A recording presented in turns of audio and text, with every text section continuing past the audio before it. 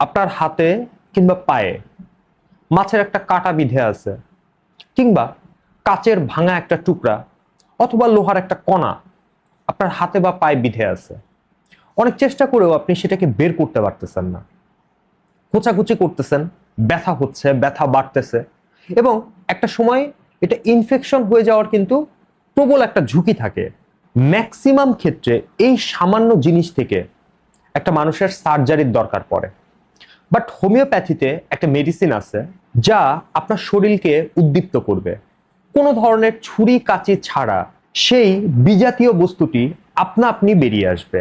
আজকে কথা বলবো সেই বিস্ময়কর হোমিওপ্যাথিক মেডিসিন নিয়ে, এবং এই মেডিসিনটা কিভাবে করে কাজ করে সেই বিষয়টাও আজকে আপনাদের সামনে তুলে ধরার চেষ্টা করব ইনশাআল্লাহ। আসসালামু আলাইকুম, আমি Mahmud Al Hasan, DHMS third year, and welcome to my channel Mahmud's homeo care. আজকে আমাদের আলোচনার মেইন বিষয় হোমিওপ্যাথিক একটা মেডিসিন যাকে বলা হয় হোমিওপ্যাথিতে অদৃশ্য সার্জন। মেডিসিনটার নাম হলো সাইলেসিয়া।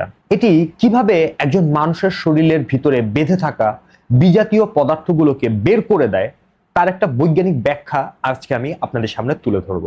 কারণ অনেকের মনেই একটা প্রশ্ন আসতেই পারে যে একটা মানুষের শরীরের মধ্যে কোনো একটা কিছু ঢুকে আছে, সেটা কাঁটা হোক, লোহার কণা হোক, কাঁচ হোক, যে কোনো কিছু হোক, একটা সূক্ষ্ম ওষুধ কিভাবে করে আমরা ওষুধটা মুখ দিয়ে গ্রহণ করব এবং আমাদের শরীরের সেই কাঁটাটাকে বা সেই যে জিনিসটা ঢুকে আছে সেই জিনিসটা কিভাবে করে বের করে দিবে, এটা আসলে কিভাবে করে পসিবল। যখন কোনো মানুষ সাইলেসিয়া সেবন করেন, এরপরে রোগ প্রতিরোধের যে ব্যবস্থাটা, এই ব্যবস্থাটাকে নির্দিষ্ট ওই জায়গায় সাইলেসিয়া অ্যাক্টিভ করে দেয়। সাইলেসিয়া এখানে মূলত কি করে, ওই যে বস্তুটা বিধে আছে তার আশেপাশে একটা পুঁজের একটা স্তর কিন্তু সাইলেসিয়া তৈরি করে। এটা অনেকটা পিচ্ছিল কারক বা ধরেন লুব্রিকেন্টের মতো কাজ করে। যখনই এই পুঁজটা তৈরি হয় তখন ওই বস্তুটা কি হয়, আমাদের মাংসপেশি বা আমাদের মাংসের যে স্তরটা, এই স্তর থেকে এই সাইলেসিয়া ওই বস্তুটাকে তখন আলাদা করে দেয়। আলগা হয়ে যাওয়ার পরে শরীরের ভিতরের থেকে একটা চাপ আসে, এই চাপটা ওই বস্তুটাকে বাইরের দিকে ঠেলে দেয়। ফলে দেখতে অনেকটা ম্যাজিকের মতো হলেও মূলত যেটা হয় যে এই চাপের কারণে বস্তুটা আমাদের চামড়ার একদম বাইরে চলে আসে এবং বস্তুটা নিজের থেকে কোনো ধরনের অস্ত্রোপচার ছাড়া নিজের থেকে ওই জিনিসটা শরীর থেকে বের হয়ে যায়। খুব ইজি একটা প্রসেস।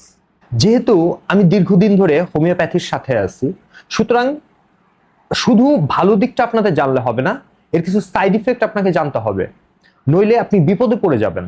এই সাইলেসিয়া কিন্তু শরীরের প্রত্যেকটা বিজাতীয় বস্তুকে বাইরের দিকে ঠেলে দেয়। এই জন্য যাদের শরীরে কৃত্রিম কোনো কিছু লাগানো আছে, যেমন ধরেন হার্টের প্রেসমেকার কিংবা হাড়ের সার্জারি হয়েছে, তার মধ্যে রড দেয়া আছে, তো এই ধরনের শরীরে যাদের কৃত্রিম কোনো কিছু লাগানো আছে, এই ধরনের মানুষের সাইলেসিয়া ব্যবহার করার আগে অবশ্যই ডাক্তারকে তার টোটাল বিষয়টা জানাতে হবে যে আমার কিন্তু শরীরে কৃত্রিম এই জিনিসগুলো আছে। কারণ সাইলেসিয়া তার ধর্ম অনুযায়ী কৃত্রিম যা পাবে সেই জিনিসটাকে শরীর থেকে বাইরে বের করে দেওয়ার চেষ্টা করবে। এর জন্য হাইপোটেনসিভ সাইলেসিয়া ব্যবহার করার আগে অবশ্যই অভিজ্ঞ হোমিওপ্যাথিক ডাক্তারের পরামর্শ নিতে হবে।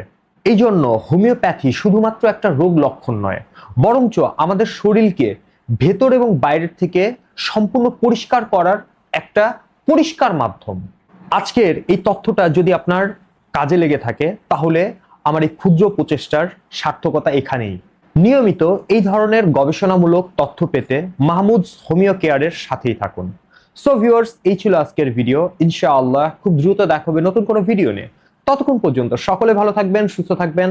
আল্লাহ হাফেজ। আসসালামু আলাইকুম ওয়া রাহমাতুল্লাহি ওয়া বারাকাতুহু।